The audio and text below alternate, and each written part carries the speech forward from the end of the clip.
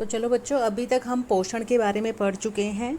ठीक है, पोषण में हमने क्या देखा कि जो भोजन हम खाते हैं वो हमारे जो आहार नाल है उसके हर अंग से गुजरता है। सबसे पहले मुंह में जाता है, फिर ग्रसिका से अमाशय में जाता है, अमाशय से छोटी आंत में जाता है। ठीक है, अमाशय में भी उसमें कई पाचक रस मिलते हैं। छोटी आंत में जब वो जाता है तो छोटी आंत में पित्ताशय, ये जो लीवर है हमारा, यकृत और अग्न्याशय जो है उनसे भी पाचक रस निकलते हैं जो कि भोजन को पचाते हैं। और फिर जो छोटी आंत है वहाँ पर भोजन का पूर्ण रूप से पाचन हो जाता है। और फिर वहाँ उसमें वो होते हैं रोम, दीर्घ रोम होते हैं जिनमें बहुत सारी रक्त वाहिकाएँ होती हैं जो उस पचे हुए भोजन को अवशोषित करके, ठीक है, जो भोजन पच चुका है उससे सारे पोषक तत्वों को वो अवशोषित कर लेता है जो रक्त वाहिकाएँ होती हैं, और शरीर के हर अंग में, हर कोशिका में वो पहुंचाता है। अब हम उससे आगे पढ़ेंगे।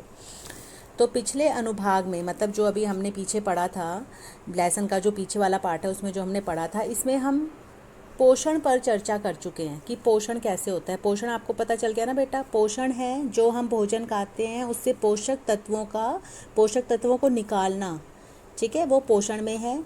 जिन खाद्य पदार्थों का अंतर्ग्रहण मतलब खाना, अंदर डालना, पोषण प्रक्रम के लिए होता है। कोशिकाएं उनका उपयोग विभिन्न जैव प्रक्रम के लिए ऊर्जा प्रदान करने के लिए करती हैं। इसका क्या मतलब है बेटा? विभिन्न जैव प्रक्रम हमने पढ़ा है ना। जो जैव प्रक्रम हमने पढ़े थे, सबसे पहला तो पोषण ही था। ठीक है, फिर एक है श्वसन, एक होता है उत्सर्जन। उत्सर्जन से पहले आता है वितरण या संवहन। ठीक है, जो कि शरीर के हर अंग तक पोषक तत्व जाते हैं। तो वो जो कोशिकाएं हैं उन पोषक तत्वों का प्रयोग करती हैं विभिन्न जैव प्रक्रम को करने के लिए, और हर प्रक्रम को करने के लिए हमें ऊर्जा की आवश्यकता होती है। तो अब हम देखेंगे कि ऊर्जा कैसे, जो हम भोजन खाते हैं उसमें से जो पोषक तत्व निकले हैं उनमें से ऊर्जा कैसे बनती है। विविध जीव इसे भिन्न विधियों द्वारा करते हैं। हर किसी का अलग तरीका है ऊर्जा प्राप्त करने का। जैसे कुछ जीव ऑक्सीजन का उपयोग ग्लूकोज को पूर्णतः कार्बन डाइऑक्साइड तथा जल में विखंडित करने के लिए करते हैं। इस चीज़ को ध्यान से सुनना है। कुछ जीव ऑक्सीजन का उपयोग करते हैं ग्लूकोज को पूर्णतः कार्बन डाइऑक्साइड तथा जल में विखंडित करने के लिए। अब ये ग्लूकोज कहाँ से आया बेटा? हमने पढ़ा था ना, कार्बोहाइड्रेट का पाचन मुंह में ही हो जाता है जब उसमें एमिलेज एंजाइम मिलता है। ठीक है, तो वो जो कार्बोहाइड्रेट है वो ग्लूकोज में बदलता है। तो अब वो जो ग्लूकोज है ऑक्सीजन के साथ मिलकर कार्बन डाइऑक्साइड और पानी निकाल देता है।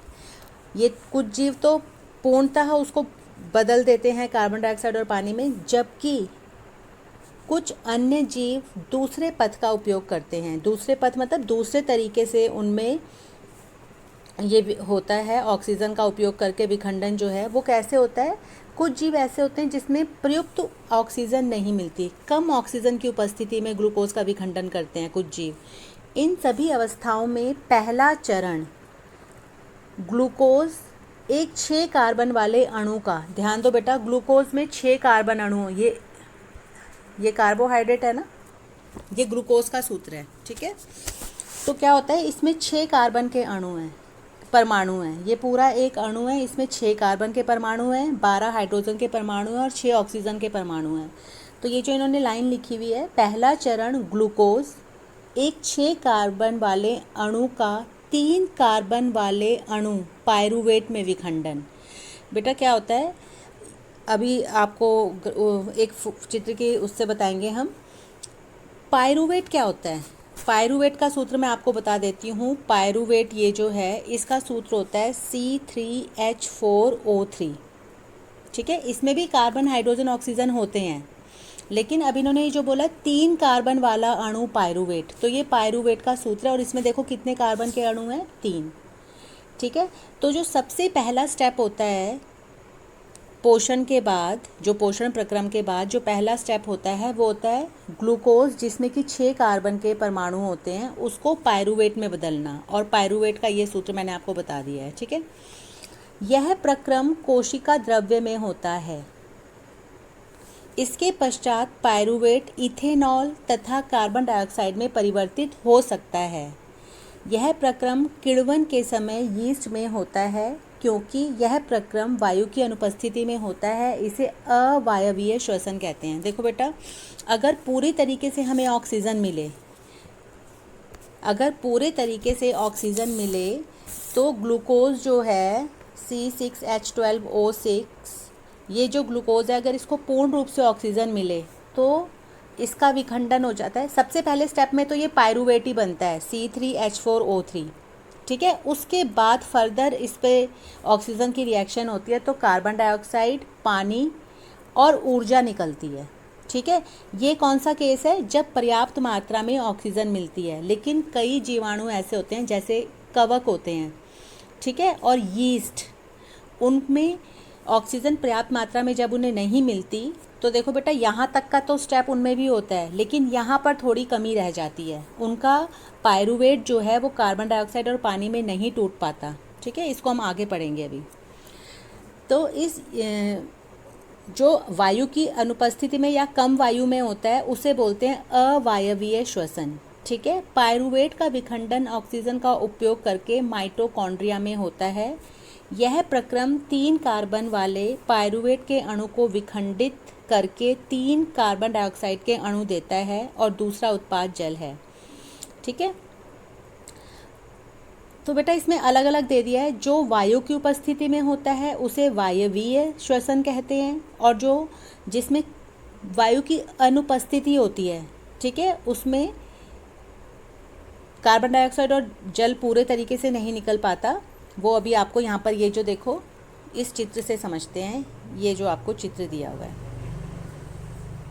इसको बेटा ध्यान से समझना। देखो, अब जो ग्लूकोज है, ठीक है, कार्बोहाइड्रेट को जो ग्लूकोज में परिवर्तित किया जाता है, मतलब जो पचा हुआ भोजन है, जितने भी पोषक तत्व उस भोजन में से छोटी आंत में दीर्घरोम जो छोटी आंत में होते हैं वो उन्हें अवशोषित कर लेते हैं ना, और उन दीर्घरोमों में रक्त वाहिकाएँ होती हैं। वो उस सारे पोषक खाने को, जो पोषक तत्व वाली चीज़ें हैं, उनको लेकर वो हर कोशिका में जाता है हमारे शरीर की। अब क्या होता है, जब कोशिका में जाता है तो कोशिका द्रव्य, आपको पता है कोशिका के अंदर कोशिका द्रव्य होता है।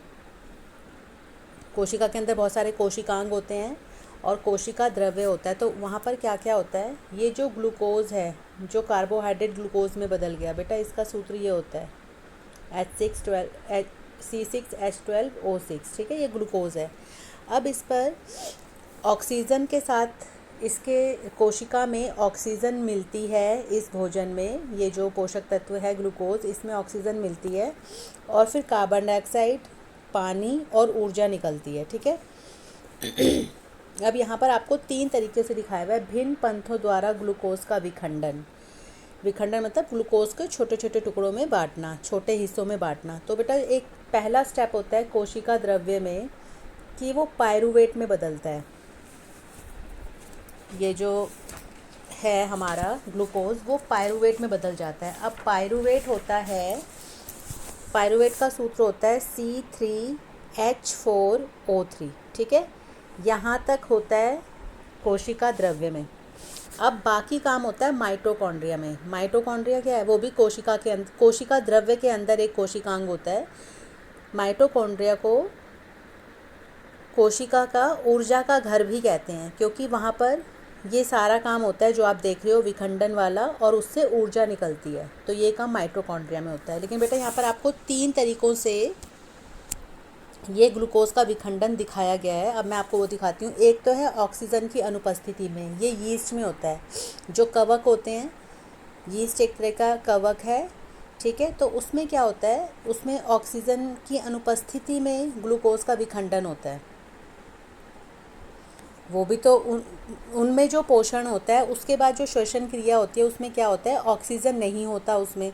तो क्या बन जाता है, पायरुवेट तो बनता है इसमें, लेकिन जब ऑक्सीजन होती नहीं है तो वो इथेनॉल में बदल जाता है, इथेनॉल C2H5OH, ठीक है।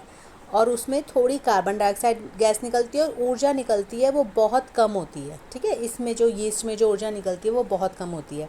अब यहाँ पर बेटा ब्रैकेट में लिखे हुए हैं 2 कार्बन अणु तो ये वाले 2 कार्बन अणु हैं जो इथेनॉल में हैं। ठीक है, फिर यहाँ पे इन्होंने 2 और दिखाए हुए हैं, एक होता है ऑक्सीजन के अभाव में और एक होता है ऑक्सीजन की उपस्थिति में ग्लूकोज का विखंडन, ग्लूकोज का टूटना। अब ऑक्सीजन के अभाव में जब ऑक्सीजन कम मिलता है बेटा, जैसे मान लो हमने बहुत खेला, पूरे दिन फिजिकल एक्टिविटी कर ली, ठीक है, तो क्या होता है तुम देखोगे शाम तक तुम्हारे पैरों में मरोड़ से ऐंठन सी होने लग जाती है, क्रैम्प से आने लग जाते हैं। वो किस वजह से आते हैं? क्योंकि जब हम बहुत ज़्यादा खेलते हैं हमारे किसी मतलब कोशिकाओं में ऑक्सीजन की मात्रा कम पहुंच पाती है तो वहाँ ग्लूकोज, उन कोशिकाओं में ग्लूकोज का विखंडन कैसे होता है जिन कोशिकाओं में ऑक्सीजन का कमी हो जाती है? तो वहाँ पर क्या होता है बेटा, ग्लूकोज पायरूवेट में बदलता है और उसके बाद वो लैक्टिक अम्ल में बदल जाता है, लैक्टिक एसिड में, और वो होता है C3। लैक्टिक एसिड का सूत्र होता है C3H6O3। ठीक है, इसको हम COOH के रूप में भी लिख सकते हैं। अभी आपको ये याद करने की ज़रूरत नहीं है, बस ये याद रखना है कि ऑक्सीजन के अभाव में ग्लूकोज का विखंडन पायरूवेट में होता है और पायरूवेट से फिर वो लैक्टिक अम्ल में बदल जाता है। इसमें देखो कार्बन डाइऑक्साइड गैस भी नहीं निकली और ऊर्जा निकलती है अब इसमें जो ऊर्जा निकलती है ना तो वो बहुत ज़्यादा कम होती है ना वो अधिक होती है, मतलब ठीक ठीक मात्रा में ऊर्जा निकलती है इस वाले गैस में। और इसमें 3 कार्बन अणु लिखे हुए हैं ब्रैकेट में, तो ये वाले 3 कार्बन अणु हैं। ठीक है, और फिर लास्ट में दिखाया हुआ है ऑक्सीजन की उपस्थिति में जो कोशिका में ग्लूकोज का विखंडन होता है तो क्या होता है, C6H12O6 जब ये ऑक्सीजन से मिलता है तो क्या बनता है, कार्बन डाइऑक्साइड, जल और ऊर्जा निकलती है और ये जो ऊर्जा है बेटा, ये जो ऊर्जा निकली है ये नहीं कि हम उसी टाइम खर्च कर देती है कोशिका, वो इस ऊर्जा को अपने अंदर जमा करके रखती है। ठीक है, ताकि जब बाद में ज़रूरत हो तो उसका यूज़ किया जा सके। अब कोशिका जो है अपने ये सारा काम माइटोकॉन्ड्रिया में हो रहा है। अब ये जो ऊर्जा निकलने वाला काम हो रहा है, तो कोशिका क्या करती है, इस ऊर्जा को किस रूप में जमा करके रखती है, ATP के रूप में। ठीक है, उस रूप में जमा हो गई और फिर जब कोशिका को अपना, मान लो हमने कुछ नहीं खाया, हमें ताकत की ज़रूरत है, तो कोशिका उस टाइम क्या करती है, इस एनर्जी को यूज़ करके हमारे शरीर को ऊर्जा प्रदान करती है। अब बेटा देखो यहाँ पर आपको ये मैं आपको समझा देती हूँ।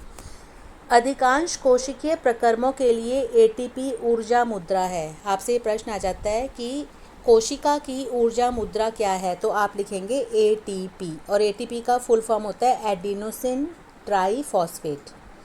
होता क्या है, जब ये माइटोकॉन्ड्रिया में ऊर्जा निकलती है तो ना कोशिका के अंदर ही ADP होते हैं। ADP मतलब एडिनोसिन डाईफॉस्फेट, जैसे ये कोशिका के अंदर ही पाए जाते हैं। डाई मतलब 2, उसमें 2 फॉस्फोरस होते हैं और कोशिका के अंदर ही कुछ फ्री फास्फोरस भी होते हैं। फास्फोरस एक पोषक तत्व है। ठीक है, अब क्या होता है, जैसे ही ऊर्जा निकली, ये वाली ऊर्जा, वो क्या करती है, उस ऊर्जा की वजह से इन दोनों के बीच में एक बॉन्ड बन जाता है। ये पहले ADP होते हैं कोशिका में, बेसिकली ADP पाया जाता है, लेकिन जैसे ही ऊर्जा निकलती है तो जो कोशिका में और फास्फोरस होते हैं वो इसके साथ मिलकर 2 की जगह 3 फास्फोरस के परमाणु मिल जाते हैं और बन जाता है एडिनोसिन ट्राईफॉस्फेट। और जब फिर कोशिका को ऊर्जा की ज़रूरत होती है, ये वाला बॉन्ड टूट जाता है और ये फिर सिर्फ 2 रह जाते हैं, एडिनोसिन डाईफॉस्फेट। देखो बेटा, ये कोशिका का चित्र है। ठीक है, यहाँ पर आपको अलग अलग कोशिकांग भी दिखाए गए हैं। ये जो ये देखो, ये गोल्जी कॉइन है, ये आपने सारा 9th में पढ़ा हुआ है। ठीक है, ये पूरा ये जो बीच वाला ये केंद्रक है, उसके बीच में केंद्रिका भी होता है, ये दिक्तिका होती है, और उनके सबके अलग अलग काम है। और देखो ये है माइटोकॉन्ड्रिया, जो कि अभी मैंने आपको बताया था। माइटोकॉन्ड्रिया में ग्लूकोज का पहले ग्लूकोज पायरूवेट में बदलता है, फिर पायरूवेट का माइटोकॉन्ड्रिया में विखंडन होता है 2 केसेस में। एक तो जब ऑक्सीजन कम मात्रा में मिल रही है और एक दूसरा जब ऑक्सीजन ज़्यादा मात्रा में मिल रही है। तो ये जो माइटोकॉन्ड्रिया है इसको ऊर्जा घर भी कहते हैं, कोशिका का ऊर्जा घर। क्यों? क्योंकि आपने देखा था ना, माइटोकॉन्ड्रिया में ही ऑक्सीजन पायरूवेट को पूरी तरीके से कार्बन डाइऑक्साइड में बदल देता है, पानी में तोड़ देता है और ऊर्जा निकलती है। इसलिए माइटोकॉन्ड्रिया को कोशिका का ऊर्जा घर भी कहते हैं।